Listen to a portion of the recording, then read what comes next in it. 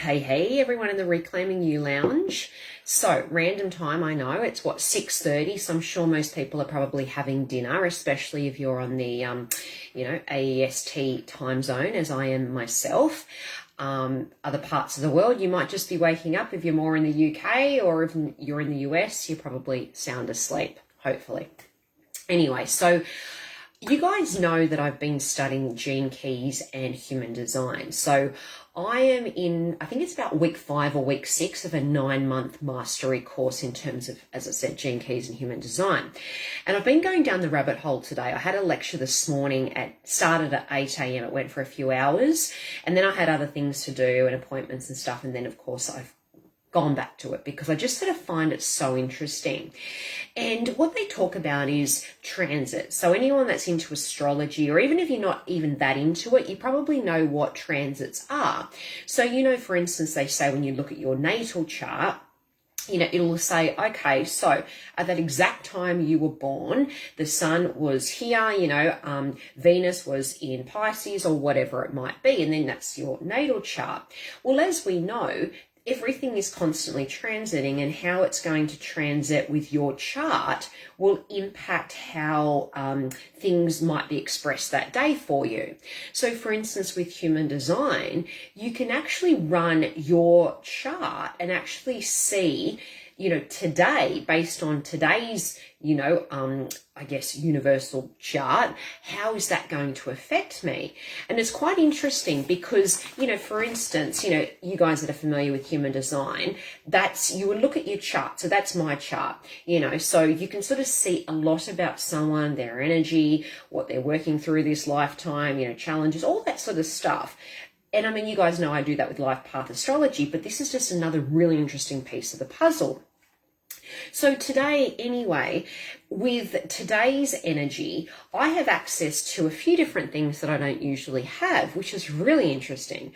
One of them in particular is today, and obviously this is just my usual regular body graph chart, is I have access to a defined solar plexus, which means it's colored in. It means I have consistent access to it. I don't usually.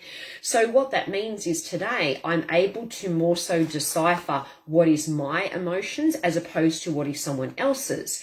Because usually being an empath, you pick up on everyone else's emotions around you. Today that's more defined, so that's kind of really interesting.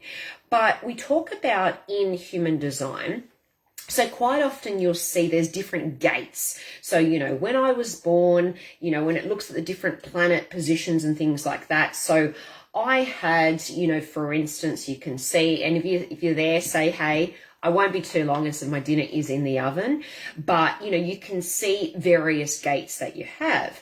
So, for instance, I have this hanging gate here, 55. I don't know, you probably can't see it very well, but they're just like hanging gates. You can see that. So what that means, it's like a puzzle. So if you only have half of the puzzles, you want to look for the other pieces of the puzzle to make it complete. And it's the same with this. It's almost like having a hanging gate means on some level I'm almost searching for this other gate, or maybe even a person that has that other gate, to complete that channel so it's more defined. And what's interesting is today I have that channel. And this gate, which I don't usually have, I've got this gate 55, which is kind of like abundance of spirit. Now I have access to gate 39 today. And when I looked that up, I was like, that's interesting. Gate 39, it's about provocation.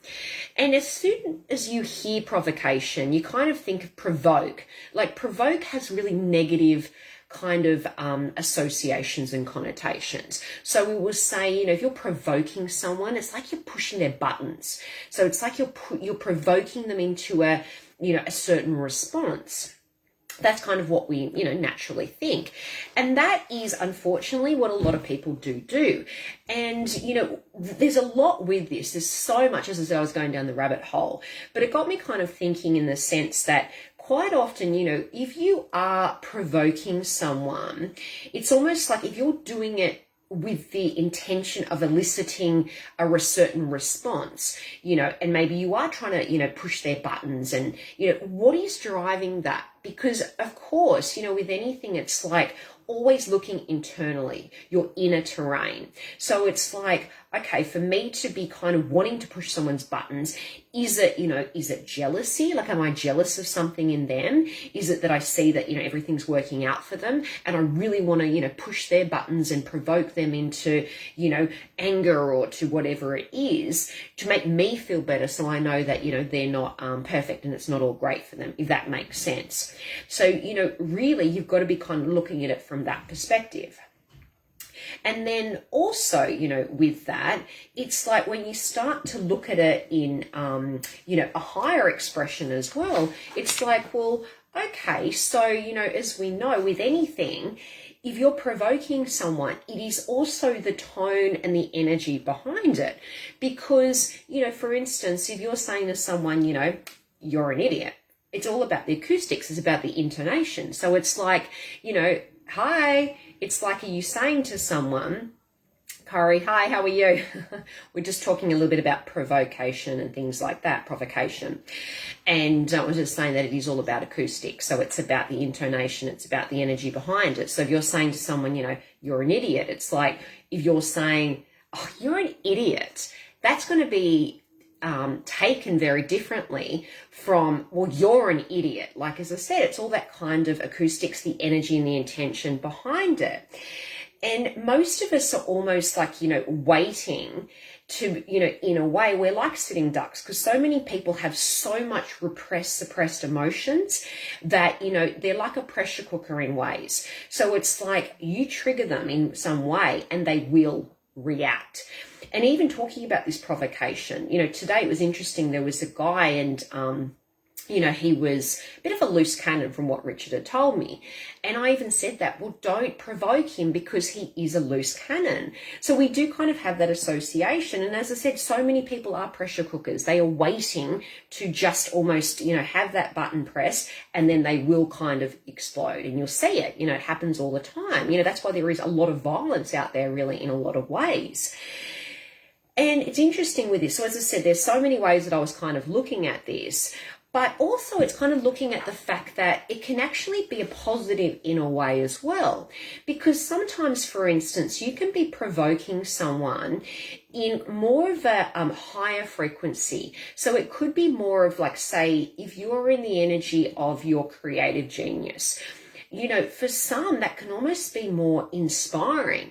And, a really good example of this is I remember when I was back in Wollongong, I was going to a selective high school down there.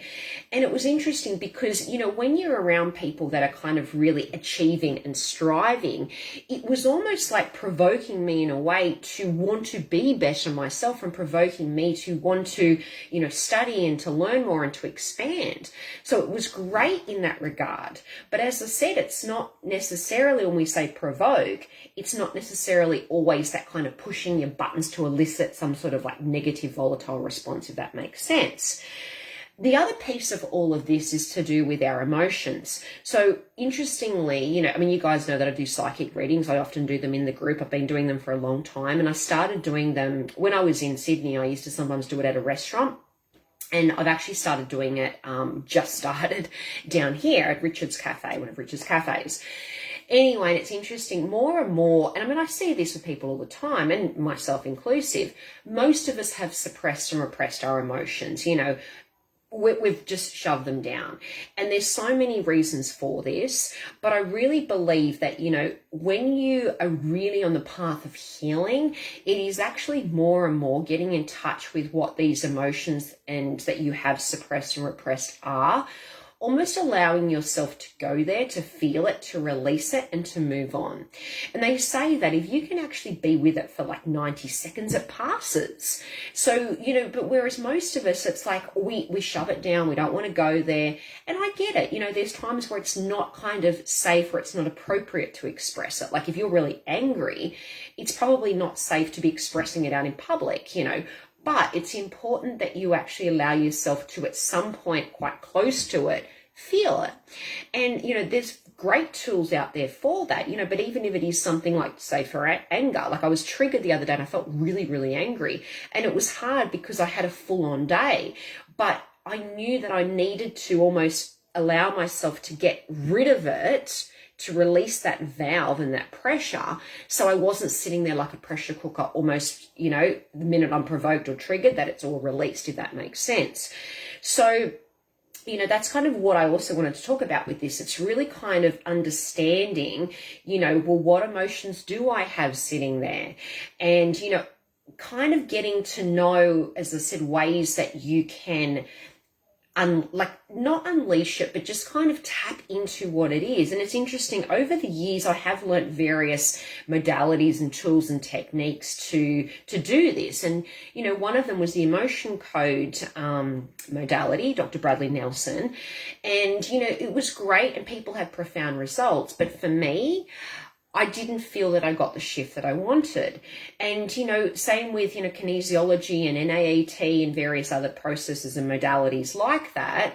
You know, if they're saying to you, you know, when you're muscle testing, oh, okay, anger's coming up, you know, that's fine. But I think it's really up to you to actually identify what it is, then allow yourself to feel it and process it and release it, if that makes sense. And it's interesting. So one of the guys that I was doing the reading for the other day, and I'm even finding this when I'm doing health consults, it's like straight away an emotion will come up.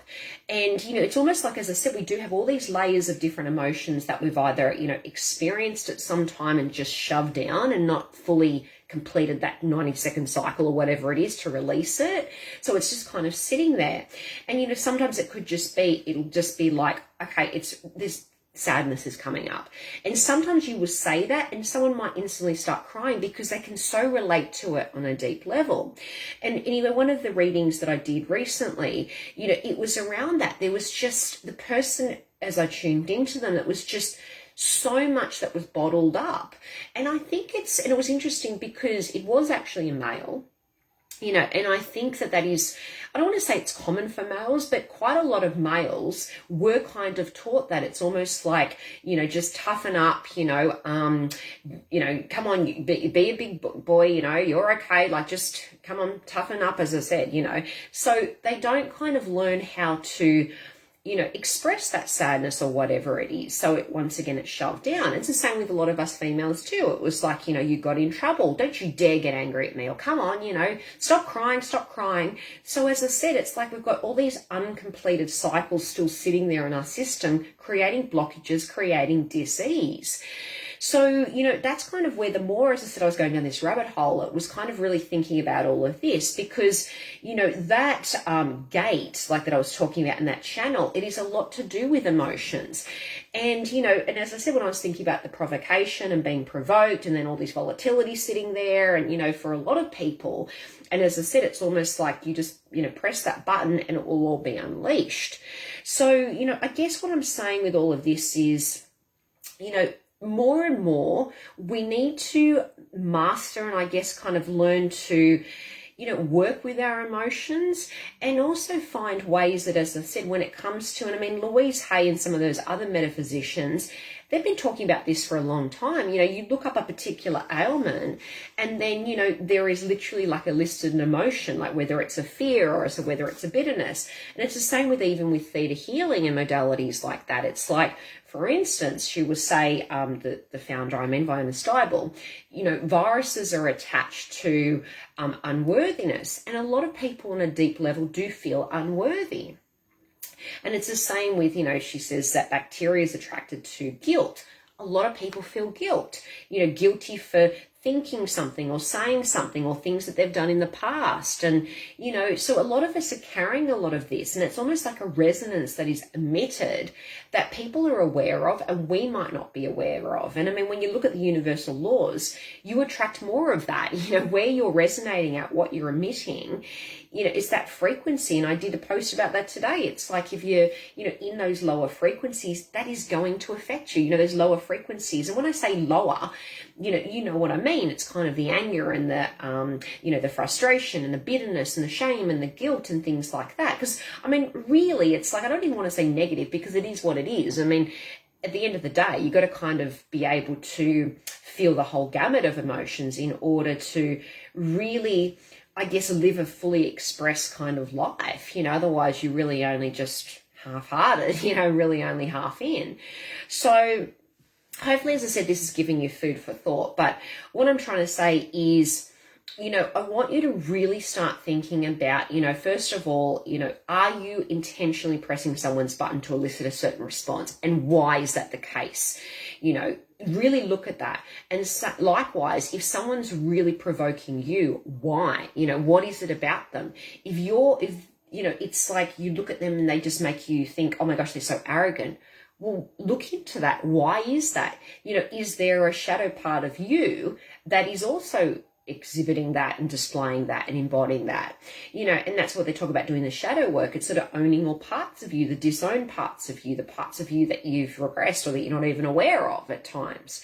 So there's all of that. And then, as I said, it's really kind of allowing yourself to start working with some of these emotions and understanding what they are, identifying them, processing them, and moving them out.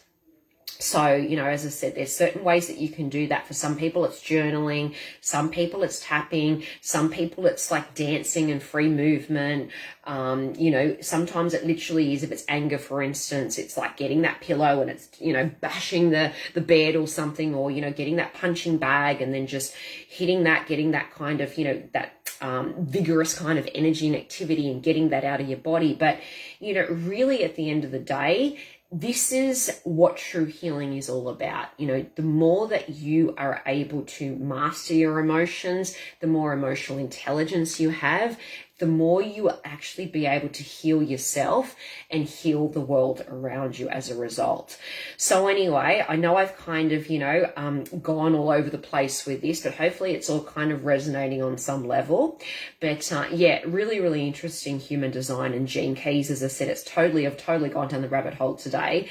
And, it's made me realize having access to some of these things that I don't usually have access to because of the transits that, it's kind of got me thinking about other things and what I'm seeing with so many people around me, because that really is why I feel I'm here. Like, I really want to help people activate their healing and to activate their power center, because we have a lot more power than what we think. We're so conditioned to go outside of ourselves, to Dr. Google or to everyone else. It's like, you know more, you've got the power. And it's like, there is a time and a place, but you know what? We've got so much power, much more power than what we realize. So we need to really kind of reactivate our power. And as I said, really be able to identify what these emotions are, alchemize them, move with them, and allow them to be released healthily and, safely, to then free up that space. So you're not sitting there with all this kind of simmering under the surface, which unfortunately is what's happening so often today. And that's what they say, more and more children that are being born, now and in generations to come, it's kind of, they are more emotionally intelligent. It's like, it's almost just this innate kind of ability. And by being themselves, and, it's really going to have this really positive impact on people around them. So anyway, I love it. I love learning. I love sharing. So I hope you're all well, and I will jump in the next couple of days and give you a bit of a health training as well. Okay, bye.